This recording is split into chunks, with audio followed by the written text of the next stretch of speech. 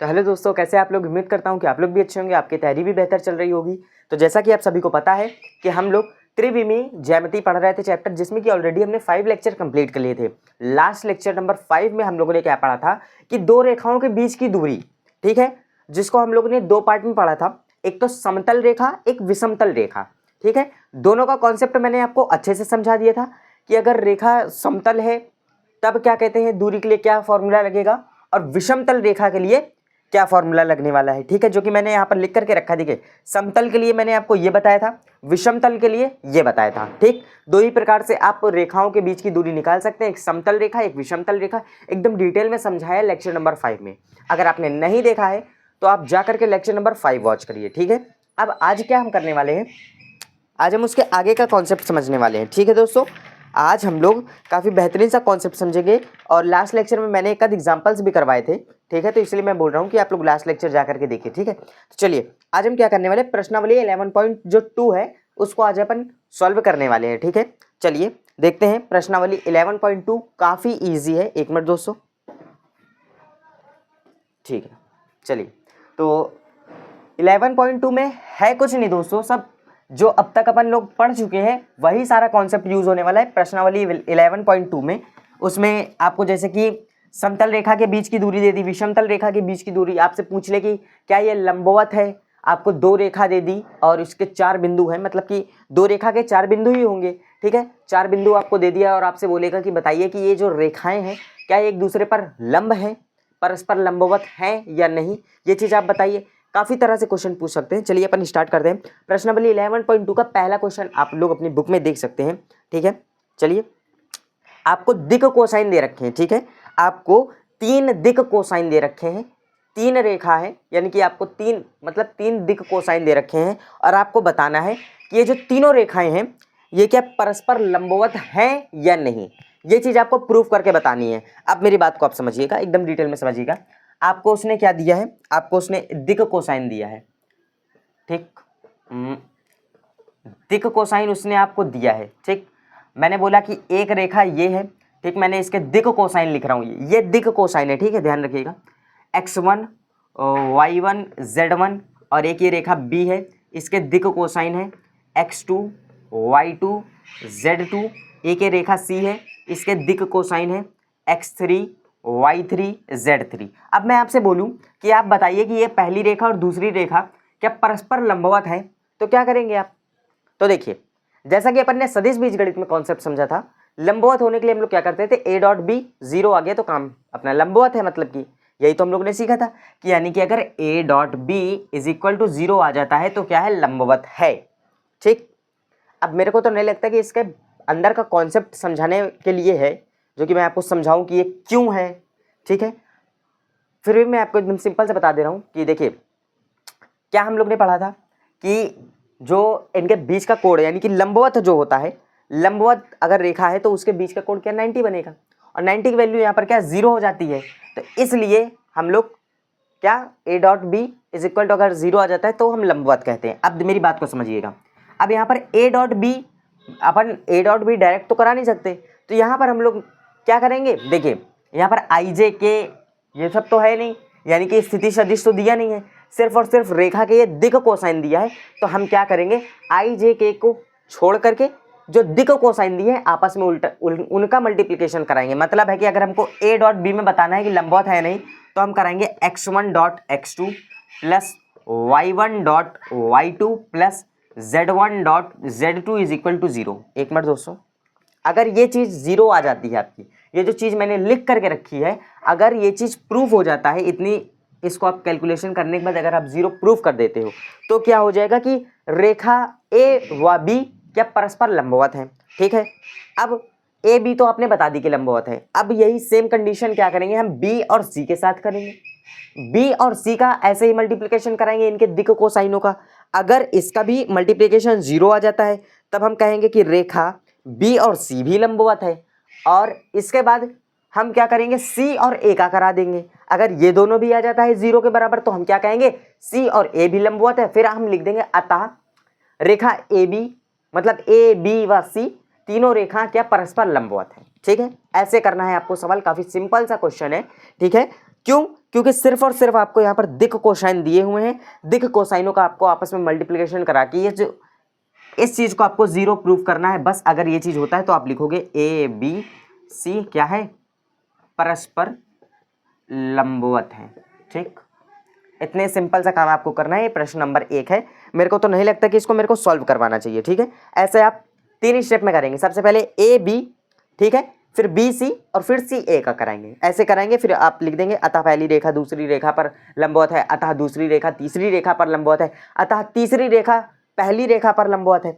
बस ऐसे करते हुए 1 2 3 जहाँ लास्ट में लिख देना बस अतः रेखा ए बी सी आपस में भैया क्या, या लिख देना परस्पर लंबवत है। ठीक है, कैसे भी आप कर सकते हो, ये तो आपके ऊपर लिखने के ऊपर है कि आप क्या चीज़ लिख रहे हो। ठीक है, अब चलो अच्छा मैं 1 मिनट, ठीक है, चलिए तो अब अपन दूसरा क्वेश्चन देखेंगे। देखिए दूसरे क्वेश्चन में भी सेम कॉन्सेप्ट यूज होने वाला है। दूसरे क्वेश्चन में सेम कॉन्सेप्ट क्या यूज होने वाला है, आपको बिंदु दे दिए हैं। ठीक, जैसे कि मैं आपको बता रहा हूँ, क्वेश्चन नहीं है ये, प्रश्न नंबर 2। आप लोग अपने हिसाब से यहाँ पर बिंदु रख लीजिएगा। ठीक है, आप लोग प्रश्न के हिसाब से करिएगा, मैं ऐसा सपोज बता रहा हूँ। ठीक है, आपको ये क्वेश्चन नंबर 2 है। ठीक है, ए बराबर आपको दिया है, मैंने बोला x1 y1 z1। ठीक, ये बिंदु का निर्देशांक है, कोई एक बिंदु ए है, ये उसके निर्देशांक है। ठीक है, एक्स वाई जेड अक्ष में। अब कोई एक बिंदु बी भी है, x2 y2 z2। कोई एक बिंदु सी भी है, x3 y3 z3। कोई एक बिंदु डी भी है, x4 y4 z4। और आपसे बोल रहा है, क्या कह रहा है कि दर्शाइए कि बिंदुओं ए बी से होकर के जाने वाली रेखा, यानी कि आपको ये चीज़ प्रूफ करना है कि ये बिंदु ए बी से होकर के जाने वाली ये जो सी डी रेखा है। अब ऐसे आपको नहीं समझ में आएगा, मैं बताता हूँ। देखो ए बी बिंदु पहले बनाओ, मैंने बोला कि ये ए है, ये कोई बिंदु बी है। ठीक, आपसे बोल रहा है कि ये जो सी डी रेखा है, यानी कि सी डी रेखा क्या है, इस पर लंब है, यानी कि लंबवत है, यानी कि इससे क्रॉस कर रही है, 90 डिग्री का कोण बना रही है। तो मैंने बोला, ये मैंने कह दिया कि ये है सी बिंदु, ये है डी बिंदु, ये बन रहा है 90 का कोण। अगर ये रेखा ए बी, यानी कि रेखा ए बी तथा ये जो रेखा है ए बी व सी डी, आपको ये चीज़ बताना है कि ये जो है आपस में क्या है, लंबवत है। तो मैंने क्या बताया, 2 रेखाओं 4 रेखाओं अपने से क्या मतलब है, हम 2 रेखाओं को लेकर के चलेंगे। पहले 2 रेखाओं को देखेंगे कि भैया उनका डॉट प्रोडक्ट है 0 है या नहीं। 0 है तो क्या है, आपस में लंबवत है। अब देखिए यहाँ पर कोई हम वाला तो सिस्टम है नहीं कि अपना सदिश बीजगणित में जैसे आई जे के भैया लिख करके प्रॉपर कराते थे। यहाँ पर अपने को क्या, डायरेक्ट दिक कोसाइन से काम करना है। ठीक है, ओ सॉरी, दिक अनुपात से काम करना है। 1 मिनट, हाँ, पीछे हम लोगों ने क्या किया था, दिक कोसाइन से काम किया था। अब यहाँ पर हम क्या करेंगे, दिक अनुपात से काम करेंगे। ठीक है, अब यहाँ पर दिक अनुपात से हम लोग को काम करना है। तो दिक अनुपात हम लोग कैसे निकालेंगे भाई, रेखा ए बी के दिक अनुपात कैसे निकालेंगे भाई, जैसे कि ए बी रेखा है तो हम लोग क्या करते थे भाई, ओ बी माइनस ओ ए रेखा, ऐसे ही तो करते थे। तो बस यहाँ पर अपने को दिक अनुपात दिए हैं, साफ साफ क्या करना, बी माइनस ए कर देना। बस रेखा ए बी आपको निकालनी है। रेखा ए बी कैसे निकालोगे, बी माइनस ए। और रेखा सी डी कैसे निकालोगे, डी माइनस सी। मैंने बोला दोनों रेखाएं आ गई, अब आपको बताना है कि परस्पर ये लंबवत है या नहीं। तो इनके, मैं लिख दे रहा हूँ यहाँ, इनके दिक अनुपातों का, इनके जो दिक अनुपात हैं उसका आप क्या कराओगे, मल्टीप्लिकेशन। जैसे कि मैंने बोला कि ये ए बी व सी डी के दिक अनुपात, मैं जैसे बोल रहा हूँ कि ए बी सी ए इसके दिक अनुपात है और A1 B1 C1 इसके दिकानुपात आए। ठीक है, रेखा ए बी व सी डी की मैं बात कर रहा हूँ दिकानुपात की। तो बस क्या करना भैया, A dot A1 plus B dot B1 plus C dot C1 is equal to 0। अगर ये चीज़ प्रूफ हो जाती तो अब आप कह देंगे कि आपस में परस्पर लंबवत है। इतना चीज़ क्लियर है या नहीं, इतनी चीज़ अगर क्लियर है तो भैया तुरंत वीडियो को लाइक कर दीजिए और तुरंत चैनल को सब्सक्राइब कर दीजिए। आप देखिए, ये तो हो गई भैया प्रश्न नंबर दूसरे की बात। देखिए जहाँ तक मेरे को समझ में आ रहा है कि ऐसा ही क्वेश्चन है। ठीक है, अब देखिए एक क्वेश्चन क्या अपना समांतर वाला आ गया, आपको बताना है कि रेखाएं समांतर है नहीं। तो ये सारी चीज़ें हम लोग प्रीवियस लेक्चर्स में प्रीवियस चैप्टर में ऑलरेडी पढ़ करके आए हैं। सदिश बीजगणित में हम लोग ने क्या पढ़ा था भाई, वेक्टर अलजेब्रा में भाई यही सब तो चीज़ें पढ़ी थी, लंबवत के लिए, समांतर के लिए, इनका डॉट प्रोडक्ट, क्रॉस प्रोडक्ट, दिक अनुपात, दिक कोसाइन, ठीक है, काफ़ी सारी चीज़ें उसमें पढ़ी थी। तो वही कुछ चीज़ें उठ करके यहाँ पर आई हैं। अब जैसे कि समांतर रेखा आपको बतानी है, ठीक, तो समांतर रेखा के लिए क्या है मैं एकदम सिंपल से बता दे रहा हूँ, ठीक है। हालांकि आप लोग प्रश्न को क्या नोट करके अच्छे से कॉपी में आप लोग इसको सॉल्व करिएगा, ठीक है। मैं हिंट्स दे रहा हूँ आपको, मैं डायरेक्शंस बता रहा हूँ आपको कैसे प्रश्न को सॉल्व करना है। अब जैसे कि यहाँ पर भी आपको क्या 4 बिंदु दिए हैं, 4 बिंदु दिए हैं, जैसे कि मैंने बताया ABCD 4 बिंदु दिए हैं आपको, ABCD 4 बिंदु दिए हैं और आपको बताना है कि ये जो रेखा AB है, यानी कि इन 2 बिंदुओं से मिलकर के रेखा बनी है AB, ये बनी है रेखा AB और ये बनी है क्या, रेखा CD। आपको बताना है कि ये आपस में समांतर है। समांतर का क्या मतलब है, समांतर रेखा अपन ने आराम से पढ़ा है, समांतर रेखा, समांतर सदिश, इतनी जो सिंपल चीज़ें आती हैं ना आपको। तो अब समांतर के लिए यहाँ पर क्या करेंगे, तो भाई हम क्या करेंगे, कुछ नहीं करेंगे, इस रेखा AB के दिक अनुपात निकालेंगे और इस रेखा CD के भी दिक अनुपात निकालेंगे। अब दिक अनुपात निकालना तो मेरे को तो नहीं लगता कि मेरे को सिखाना पड़ेगा, ठीक है, ये सारी चीज़ें तो एकदम सिंपल सी चीज़ें हैं। अब देखो जैसे कि मैंने बोला, इसके आपने दिक अनुपात निकाले A1 B1 C1, इसके निकाले आपने A2 B2 C2। अब बोल रहा है समांतर के लिए, समांतर के लिए क्या पढ़ रखा है आपने भाई, A1 अपॉन में A2 is equal to B1 upon में B2 is equal to C1 upon में C2। बस ये चीज़ भैया प्रूव हो जाती है कि यानी ये चीज़ अगर बराबर है तो हम क्या कह सकते हैं, या ये जो दोनों रेखा AB व CD है आपस में क्या समांतर है। इतना सिंपल सा कॉन्सेप्ट है। प्रश्न काफ़ी इजी है, सब ऐसे ही प्रश्न कर रहे हैं, ठीक है। बाकी मैंने जो आपको समतल रेखा, विषमतल रेखा, काफ़ी सारी चीज़ें बता रखी हैं। और क्या कहते हैं, किसी रेखा के यदि समांतर में कोई सदिश दे रखा है तब उसका सदिश समीकरण निकालना, कार्तीय समीकरण निकालना, और जो 2 बिंदुओं से होकर के जाने वाली रेखा का सदिश व कार्तीय समीकरण निकालना, काफ़ी सारी चीज़ें मैंने बता रखी है। जैसे कि मैंने आपको बताया था कि किसी अगर रेखा के समांतर में अगर सदिश दे रखा है तो R बराबर A प्लस का लैम्डा B वेक्टर मैंने आपको बताया था, और एक बताया था A plus lambda B minus का A वेक्टर बताया था। काफ़ी सारी चीज़ें बताई थी मैंने, सदिश समीकरण, कार्तीय समीकरण निकालना, इनके बीच की दूरी निकालना, लंबवत है, समांतर है, काफ़ी सारी चीज़ें मैंने बता रखी है ऑलरेडी। दिक अनुपात, दिक कोसाइन, दिक संख्या, दिक कोण किसको कहते हैं, क्या कहते हैं, क्यों कहते हैं, सारी चीज़ें एकदम डिटेल में समझा रखी है। इसीलिए मैं बार बार बोलता हूँ कि भाई प्रीवियस लेक्चर्स जाकर के वॉच करिए, सारी चीज़ें एक एक करके आपको क्लियर हो जाएगी, ठीक है। तो अब अपन बढ़ते हैं अगले प्रश्न की तरफ। अगला प्रश्न क्या बोल रहा है कि बिंदु, आपको 3 बिंदु दे रखे हैं से होकर के जाने वाली रेखा का समीकरण जो कि सदिश के समांतर है। अब देखो ये तो एकदम सिंपल सा क्वेश्चन आ गया, ये तो मैं ऐसे बता दूं कि भाई बिना कॉपी पेन उठाने वाला ये क्वेश्चन है। क्या बोल रहा है कि बिंदु 1 2 3, ये क्या आपको दे रखा है, बिंदु 1 2 3 से होकर के जाने वाली रेखा का समीकरण आपको कैसा निकालना है, रेखा का समीकरण निकालना है, ठीक है, सदिश समीकरण, सॉरी हाँ, रेखा का आपको सदिश समीकरण निकालना है जिसके समांतर में सदिश दे रखा है। क्या दे रखा है सदिश, 3i प्लस का 2j माइनस का 2k। देखो अब मेरे को तो लगता ही नहीं है कि ये अब आप लोगों के मन में कोई ना कोई डाउट होगा, क्योंकि इतनी सारी चीज़ें मैं बता चुका हूँ ऑलरेडी। जैसे कि इसी का अगर आप कॉन्सेप्ट ले लो, मैंने क्या बोला, एक बिंदु दे रखा है, एक बिंदु दे रखा है, उसके समांतर में सदिश दे रखा है। आपको यहाँ पर निकालना क्या है, यहाँ पर आपको निकालना है सदिश समीकरण निकालना है, सदिश समीकरण रेखा का निकालना है आपको, रेखा का सदिश समीकरण निकालना है। कैसे निकलेगा, मैंने बोला है यदि किसी रेखा के समांतर में सदिश दे रखा है तो उसका सदिश समीकरण कैसे निकलेगा। अब देखो जो कि होता है R vector is equal to A vector plus का लैम्डा B वेक्टर। अब कहोगे भाई B वेक्टर तो समझ में आ गया, A वेक्टर कहाँ है, A वेक्टर तो नहीं मिला अपने को। तो देखो A वेक्टर क्या है, A वेक्टर ये जो 1 2 3 है इसको हमको क्या, ये निर्देशांक दे रखे हैं बिंदु के।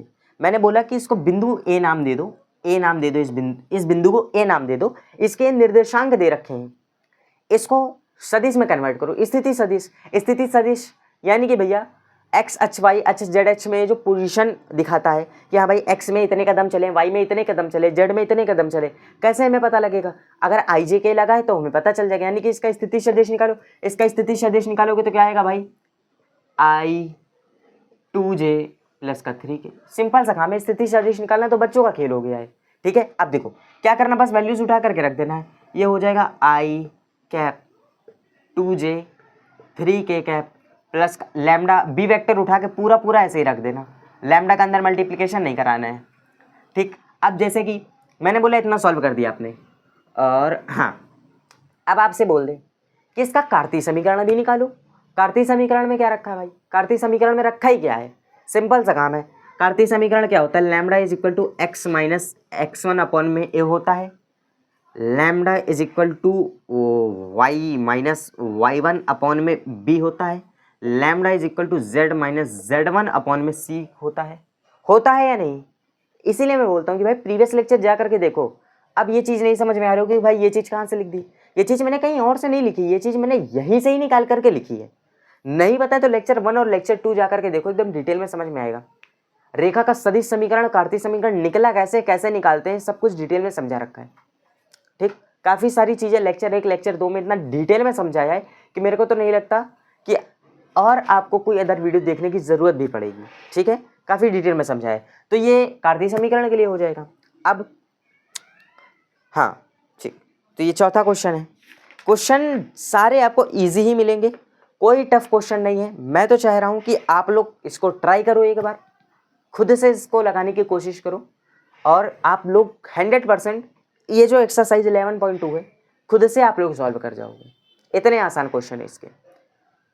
मैंने कॉन्सेप्ट आपको सारे समझा दिए हैं, बस आपको करना क्या है, उन कॉन्सेप्ट को आपको माइंड में बसाना है, माइंड में रखना है कि हाँ भाई मेरे को समझाया क्या है।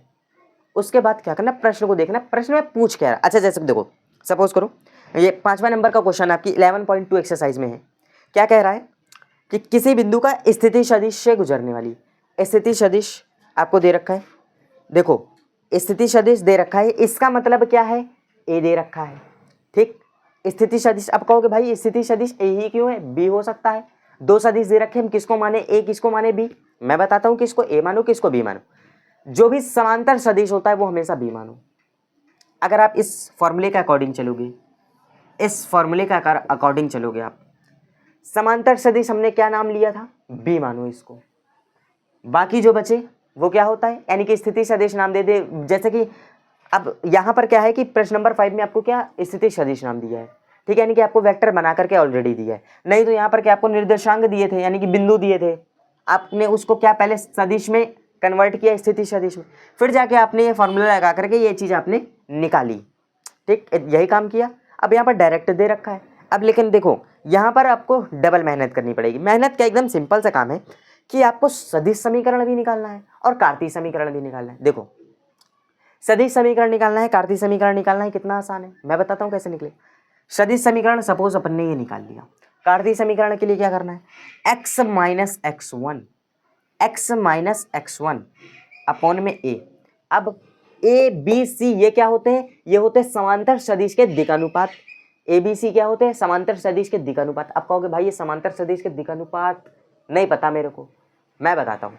समांतर सदिश के दिशानुपात का मतलब है इन आई जे के को छोड़ दो, ये जो बचे ये क्या बचा, 3 बचा, ये है ए, ये क्या बचा, ये 2 बचा, ये है बी, ये माइनस का 2 बचा, ये क्या है सी।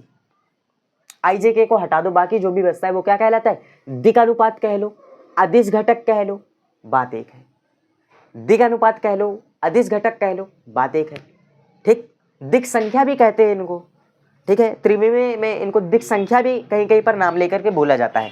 तो अभी ए बी सी की तो झंझट खत्म, ए बी सी की तो झंझट खत्म, बचा के x माइनस x1, x तो ऐसा ही रहेगा। रही बात x1 की, अब देखो ये जो x1 की बात है, x1 आपको कहाँ से मिलेगा, x1 मैं आपको बता देता हूँ कहाँ से मिलेगा। x1 आपको मिलेगा यहाँ पर, ये जो 2 दे रखा है, यानी कि आपको x1 मिलेगा ये a वेक्टर से, a वेक्टर से मिलेगा आपको x1। ठीक है, तो x1 यहाँ पर अगर आप जैसे कि इसका अगर आप कार्तीय समीकरण निकालोगे, x माइनस x1 दे रखा है, यानी कि ये क्या है, ये है x1 है, ये y1 है, ये z1 है। x माइनस x1, x1 कितना है 1, यानी कि आप लिखोगे x माइनस 1, a कितना है, a है ये 3, ये हो गया ठीक बराबर में y माइनस y1, y ऐसे ही रहेगा, y1 क्या है आपको 2 दे रखा है, y माइनस का 2, b कितना दे रखा है, b दे रखा है आपको प्लस का 2 is equal to z minus z1 कितना दे रखा है आपको 3 दे रखा है।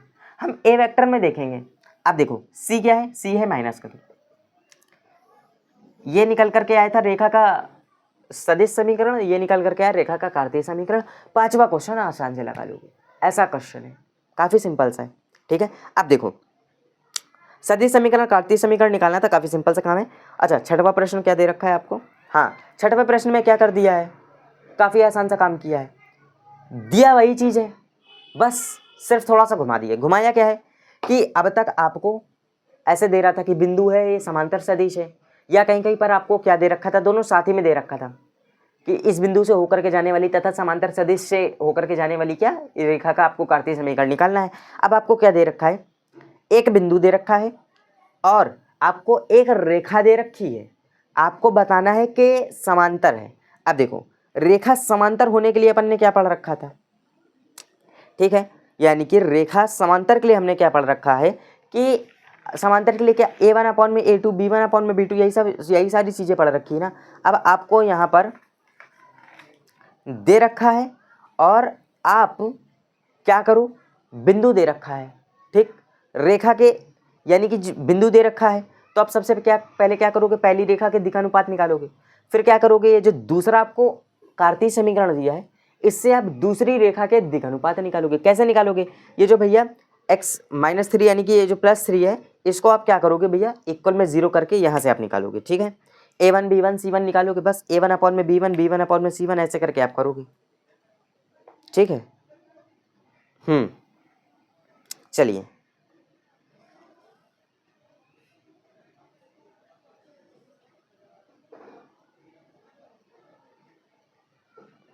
ठीक है,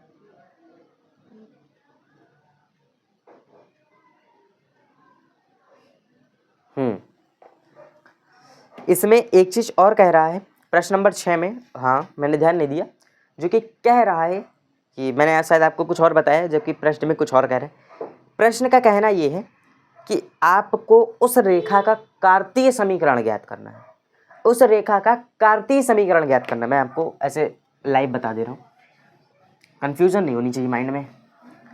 मेरे को लगा कि मतलब कि ऐसे सिंपल पूछ रहा है कि बताओ समांतर है या नहीं, तभी मैंने बता दिया ऐसे। अब देखो आपको एक बिंदु दे रखा है, ए बिंदु दे रखा है, क्या दे रखा है, माइनस का 2, 4, 5 और एक रेखा का कार्तीय समीकरण दे रखा है, और रेखा का कार्तीय समीकरण दे रखा है। क्या दे रखा है, x प्लस 3 अपॉन में 3, y माइनस का 5 अपॉन में 5, ठीक, z प्लस का 8 है, z प्लस का 8 अपॉन में 6। ये चीज़ आपको दे रखी है प्रश्न में, ठीक, ये चीज़ आपको दे रखी है। और कहना क्या है प्रश्न का कि आपको उस रेखा का समीकरण ज्ञात करना है जो कि इस बिंदु से होकर के जाती है, इस बिंदु ए से होकर के जाती है, लेकिन जो ये वाली जो रेखा का कार्तीय समीकरण दिया है, इस रेखा के अंदर जो सदिश है, इस रेखा के अंदर जो सदिश है समांतर सदिश, यानी कि इस रेखा से वेक्टर b, जो इस रेखा का वेक्टर b निकलेगा, वही वेक्टर b का यूज करके हमको क्या निकालना है, कार्तीय समीकरण निकालना है इस बिंदु के लिए। नहीं समझ में आया, मैं समझाता हूँ। देखो आपको ये बिंदु दे रखा है और आपसे कह रहा है कि ये जो एक रेखा है, ये पहले से ऑलरेडी बनी बनाई रेखा है, इस रेखा का जो समांतर सदिश है वही इस रेखा का भी समांतर सदिश होना चाहिए। यानी कि आपको बोल रहा है कि भैया इस रेखा में जो बी वाला आदमी था ना, वही बी वाला आदमी हमको इस रेखा में चाहिए और कार्तीय समीकरण निकाल दो उसका। सिंपल सा काम है। क्या हो जाएगा भाई, बी वेक्टर, यानी कि यही चीज आपकी हो जाएगी भाई 3, 5, 6। अगर आप इसको ऐसे निकालो तो मैं आपको डायरेक्ट बता दे रहा हूँ, x माइनस माइनस प्लस यानी कि x प्लस 2 अपॉन में 3 हो जाएगा, is equal to y minus 4 हो जाएगा यहाँ पर। वाई माइनस 4 अपॉन में 5 जेड प्लस का 5 अपॉन में 6 हो जाएगा। इतना सिंपल सा आंसर है इसका। ठीक, एक मिनट। ओह, जेड माइनस 5 होगा, वो एक्स माइनस x1 होता है ना, जेड माइनस z1 होगा। ठीक, ये माइनस ये प्लस, हाँ ठीक, ये चीज़ आएगा। सिंपल सा आंसर, सिंपल है, ऐसे एमसीक्यू में भी पूछ सकता है। हालांकि घबराने वाली बात नहीं है, ठीक है, सिंपल सा क्वेश्चन है, घबराने वाली बात नहीं है। सिर्फ जो कह रहा है उसको आप समझो। मेरे को भी पहले लगा कि ये समांतर है, a1 अपॉन में a2 b1 अपॉन में b2 करना है, तभी तो मैंने बोला यार क्या है, कुछ और रहा है ये प्रश्न, मैंने बता कुछ और रहा हूँ। तो इससे फिर मैंने एक बार इसको थोड़ा सा पढ़ा तो समझ में आया कि नहीं भाई, ये बोल रहा है कि उसका सदिश समांतर है दोनों। यानी कि एक बिंदु दे रखा है, एक का कार्तीय समीकरण दे रखा है, एक रेखाकार, और आपको बोल रहा है कि इस बिंदु का कार्तीय समीकरण निकालो। और कार्तीय समीकरण निकालने के लिए हमको क्या भैया, समांतर सदिश की जो जरूरत पड़ेगी वो ले लो, उस वाली रेखा का जो समांतर सदिश है उसी का इस्तेमाल कर लो। ऐसा बोल रहा है इस प्रश्न का। सिंपल सा प्रश्न है, काफ़ी बढ़िया प्रश्न है। अब जैसे कि देखो 7वां 8वां, मेरे को तो लगता है कि अब आप लोग कर लोगे खुद से 7वां 8वां। हाँ, ज़्यादा क्वेश्चन नहीं है इसमें। हाँ, एक मिनट दोस्तों।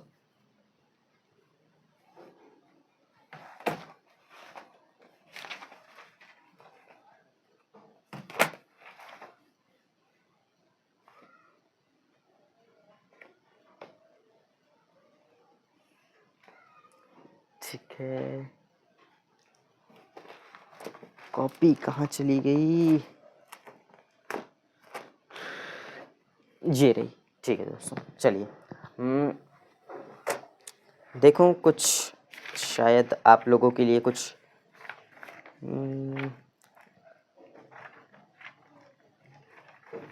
ठीक है। हाँ ठीक है, और कुछ स्पेशल, चलिए अच्छा, चलिए मैं एक काम करता हूँ कि आपको मैं हिंट दे रहा हूँ। चलिए 7वें में आपको क्या करना है, सदिश समीकरण ज्ञात करना है। कार्तीय समीकरण दिया है, कार्तीय समीकरण से सदिश समीकरण निकालना मैंने लेक्चर 2-3 डिटेल में समझा रखा है। इस 7वें नंबर को प्रश्न करने से पहले और 8वें को करने से पहले प्रीवियस लेक्चर देखो। 9वें में भी आपको कोण निकालना है, वही अपना b1 डॉट b2 अपॉन में भैया mod cos theta is equal to, simple सा काम है, कोण निकालना है। अच्छा, फिर उसके बाद एक क्वेश्चन है आपको 10 नंबर, जो कि थोड़ा सा हैवी लगेगा लेकिन है काफ़ी आसान। आपको P का मान ज्ञात करना है, आपको रेखा का कार्तीय समीकरण दे रखा है और आपको बताना है कि ये दोनों क्या है, लंबवत है। तो दोनों लंबवत उसने बोल ही दिया है प्रश्न में, तो बस यानी कि इनके जो दिशानुपात होंगे उनका, यानी कि मैं आपको बता दूं कि जैसे कि हम लोग a1 dot a2 plus b1 dot b2 plus c1 dot c2 is equal to 0, ऐसी इक्वेशन बना लेना, P का मान आसानी से निकल जाएगा। सिंपल सा काम है, कर लेना इसको, ठीक है। 10वां 11वें में भी आपको बताना है कि परस्पर लंबवत है। लंबवत के लिए शर्त ये रहती है, समांतर के लिए, ठीक, आपको अगर बोले कि दो रेखा समांतर है बताओ, तो समांतर के लिए a1 अपॉन में a2 is equal to b1 upon में b2 is equal to c1 upon में c2। ये क्या है, चलो अच्छा मैं एकदम सिंपल से लिख देता हूँ, थोड़ा सा उल्टा सीधा ज़्यादा ही लिख दिया मैंने, हालांकि चलो मैं लिख ही देता हूँ। लंबवत की बात करें अगर आपसे कि लंबवत है, तब क्या करना, a1 dot a2 plus b1 dot b2 plus c1 dot c2 is equal to 0। और अगर आपसे बोले कि समांतर हैं, रेखाएं लंबवत हैं, रेखाएं समांतर हैं, तब आप क्या करोगे, a1 अपॉन में a2 is equal to b1 upon में b2 is equal to c1 upon में c2 करोगे। अब आपसे बोल दे कि कोई एक बिंदु है और उसके समांतर में एक सदिश दिया है, तब आपको उसका सदिश समीकरण निकालना है। कैसे निकालोगे, अरे यार ये तो सिंपल चीज़ है, मैं ये छोड़ो, इसको नहीं बताता हूँ, मैं कुछ अलग बताता हूँ, एक मिनट। हाँ, ये दो चीज़ें बता दी। हाँ, बीच का कोण देख लो, रेखाओं के बीच का कोण, बीच का कोण जो कि होता है आपका cos theta is equal to b1 dot b2, b1 का परिमाण b2 का परिमाण मॉड लगा के, ठीक, इतना सिंपल सा काम है। कौन सा क्वेश्चन है ये, हाँ क्वेश्चन नंबर 9 में इस फॉर्मूले का यूज़ होगा। क्वेश्चन नंबर 9 में ये करना है। 8 में क्या करना था आपको? अच्छा, सदिश निकालना था, बीच का कोण। 8 में भी तो बीच का कोण निकालना है। हाँ, 8 में भी बीच का कोण निकालना है। 8 में भी बीच का कोण निकालना है। 8 में भी यही करना है। रेखाएं लंबवत बोल रहा है, किसमें? 12 नंबर क्वेश्चन ना। हाँ, 12 में बोला लंबवत। लंबवत के लिए क्या करना है? उसके दिशानुपात निकाल लेना, बस ये चीज़ कर देना और 0 आ जाए बता देना लंबवत है। जहाँ तक लंबवत ही है। बीच की न्यूनतम दूरी, अच्छा 2 रेखा आपको दे रखी है और बीच की न्यूनतम दूरी आपको बोल रहा है, ठीक है। हाँ, अब देखो, मैंने बीच की दूरी के लिए क्या 2 फॉर्मूलेज बता रखे थे, ठीक है। बीच की दूरी के लिए 1 मिनट, हाँ कहाँ गया क्वेश्चन? क्वेश्चन कहाँ है आपका क्वेश्चन? 1 मिनट, कौन सा क्वेश्चन है भाई ये?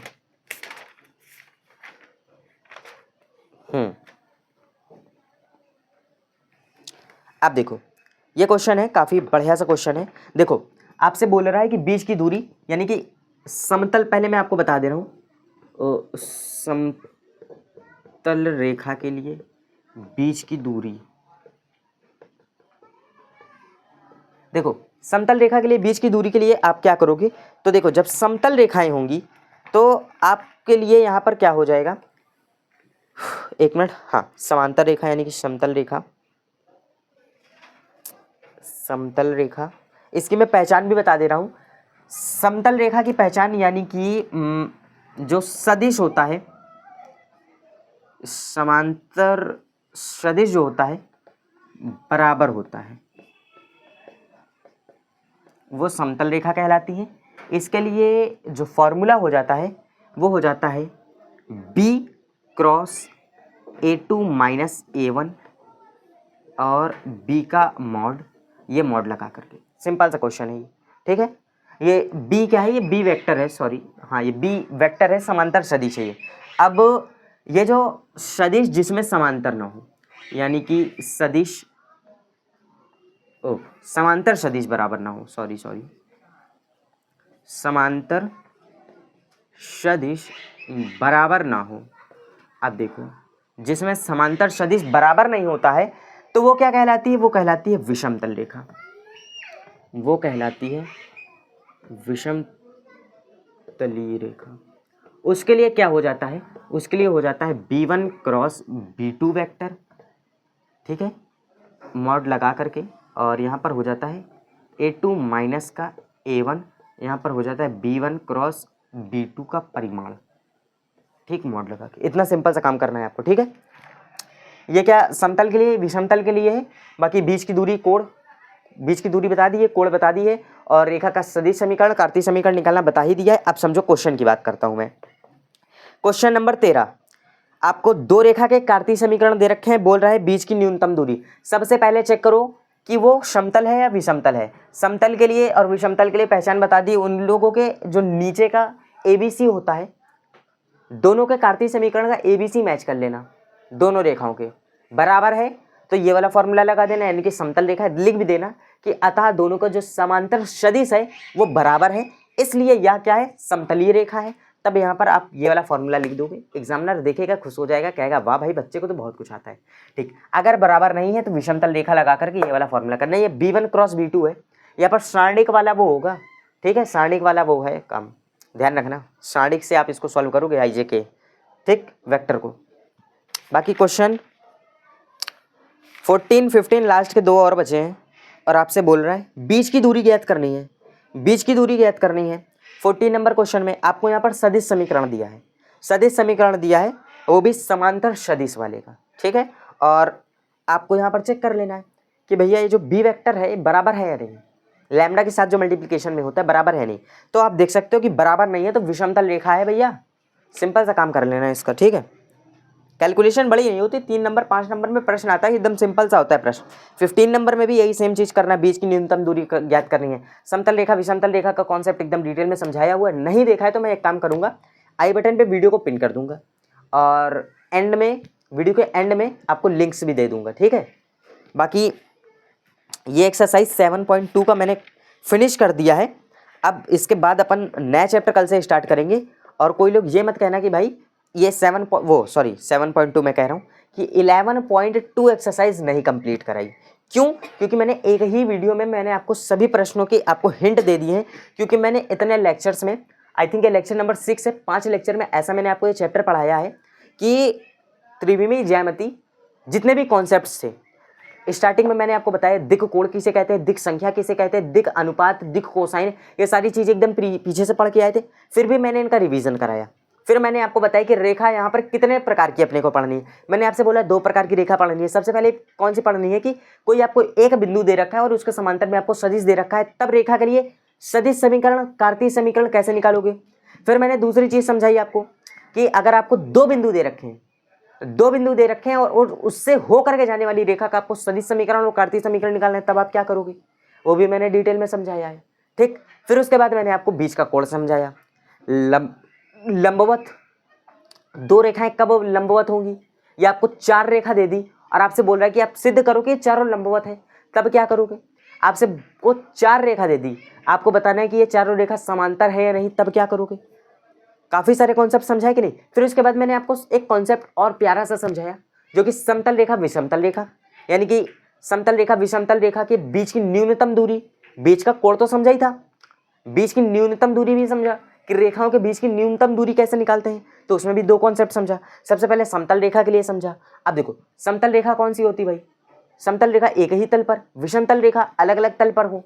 ठीक है, डिटेल में समझाया मैंने, विद प्रैक्टिकल मैंने ऐसे मार्कर और पेन से बना करके विद डायग्राम बना करके मैंने आपको समझाया कि कौन सी समतल रेखा है, कौन सी विषमतल रेखा है और क्यों इसमें ऐसा फॉर्मूला लग रहा है। डिटेल में समझाया, इसलिए मैं बोल रहा हूँ कि प्रीवियस लेक्चर्स जाकर के वॉच करिए। ठीक है, अब देखो फिर मैंने उसके बाद आपको 10.2 एक्सरसाइज में कुछ क्वेश्चन से मैंने करके दिखाए, सिंपल से क्वेश्चन थे। सदिश समीकरण, कार्तीय समीकरण निकालना, बीच का कोण निकालना, लंबवत समांतर, सब तो मैंने समझा चुका हूँ। बस बीच का कोण और ये जो बीच की दूरी, समतल विषमतल रेखा, मैंने कॉन्सेप्ट समझाया है, आप लोग इसकी प्रैक्टिस कर लेना। कॉन्सेप्ट समझाया है, हालांकि प्रश्न कराने में कोई वो नहीं है। क्यों? क्योंकि सिंपल सा क्या काम करना है भाई, b1 क्रॉस b2 आराम से निकाल लोगे। इसको अपन क्या क्रॉस प्रोडक्ट कहते हैं, इसको क्रॉस प्रोडक्ट कहते हैं, इसको सिंपल सा काम है यार, क्रॉस प्रोडक्ट कहते हैं। सदिश गुणन, सदिश बीजगणित में इतना करके आए हैं, तो यहाँ पर कुछ लगाने का कोई वो नहीं है। परिमाण निकालना भाई, इसकी जो भी वैल्यू है इसका परिमाण निकाल देना। a2 माइनस a1 करना, क्या है ये, मतलब कि एकदम सिंपल से कॉन्सेप्ट्स हैं, कुछ ज़्यादा कठिन नहीं है जो कि मुझे लगे कि नहीं भाई इसमें समझाने लायक कुछ है। ठीक है, बाकी मैंने आपको कॉन्सेप्ट समझा दिए हैं, प्रश्न बता दिए, कौन से प्रश्न में क्या करना है, कैसे करना है, सब कुछ बता दिया है। सदिश समीकरण, कार्तीय समीकरण निकालना, सब कुछ मैंने आपको समझा दिया है। अब मेरे को लगता है कि ये चैप्टर पूरा एंड हो चुका है और आज से इस लेक्चर को एंड करते हैं। नेक्स्ट चैप्टर 2 ही चैप्टर बचे, रैखिक प्रोग्रामन और लास्ट में प्रायिकता, प्रोबेबिलिटी, ऐसा चैप्टर हम लोग पढ़ेंगे, मज़ा आ जाएगा सब लोगों को। लास्ट तक, पेपर के एंड तक मैं आपको इतनी मज़ा दिला दूंगा उस चैप्टर में कि बोलोगे भाई और किसी चैप्टर में मज़ा आया ना आया, पर ये प्रोबेबिलिटी है ना, यानी प्रायिकता वाले चैप्टर में भरपूर मज़ा आया मेरे को, ऐसा आप बोलोगे।